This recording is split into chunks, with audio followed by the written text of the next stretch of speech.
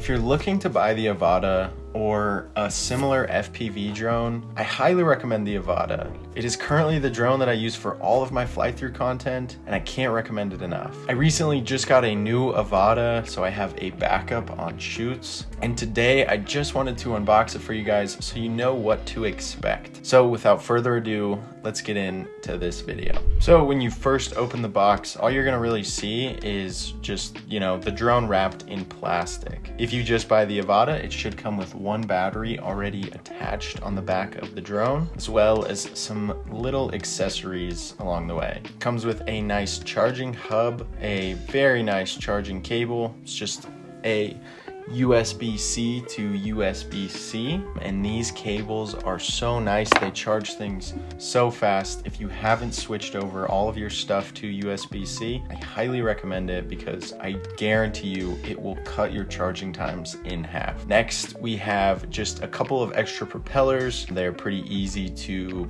take off and on, and it comes with a little Allen wrench for you to do that. In my experience, propellers don't break that often, but when they do, it's definitely nice to have a couple spares around. So I've been using the Avata for the last year and a half or so. It's probably since it came out. I don't know if it's been out that long, but it seems like it's been out for about a year and a half. Obviously, I'm pretty late making this video, but I figure it's probably better to do it than not do it at all. So I wanted to share with you why I think the Avata is still super relevant today and why it will be kind of the leading FPV drone for years to come. The Avata is seriously the easiest to set up drone I have ever done. If you've ever flown DJI drones, this drone is just as easy as those are. All it takes is a little setup, which I've actually already made a video on, and that's pretty much it. That's all there is really for you to worry about. You just have to link your controller, goggles, and drone, and then you're pretty much ready to fly.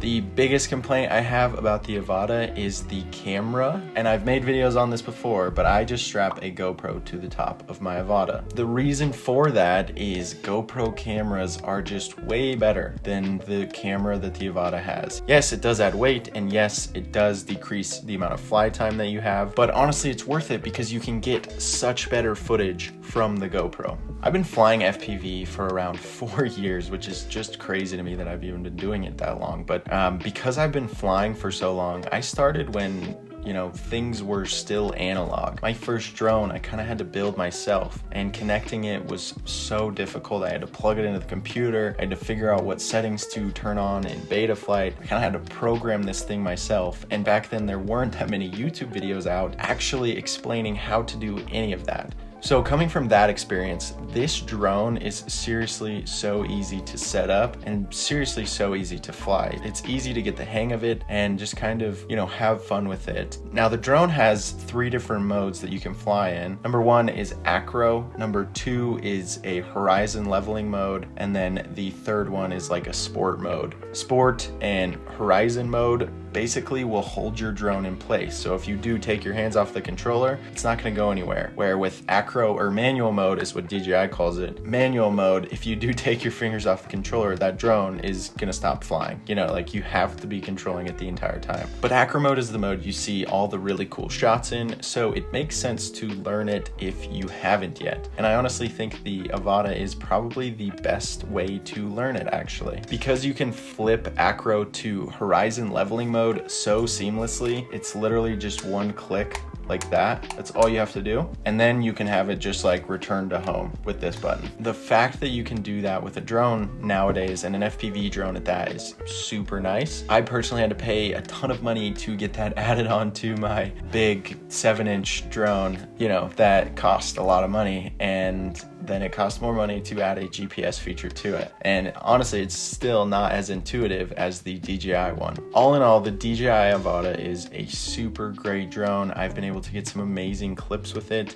If you guys have any questions about specifics or anything like that, if you can please leave them down in the comments below, and I will get back to you as soon as possible. And then if you do end up buying one and you do want to, set yours up for manual mode or acro mode, or just set yours up in general, please go check out this video right here where I walk through everything of how to set it up and just how the entire drone works and how to make it so you can fly in manual mode. So anyways, that's gonna be it for me. I better end this video before it gets way too long. So yeah, I will see you guys in the next video. Peace.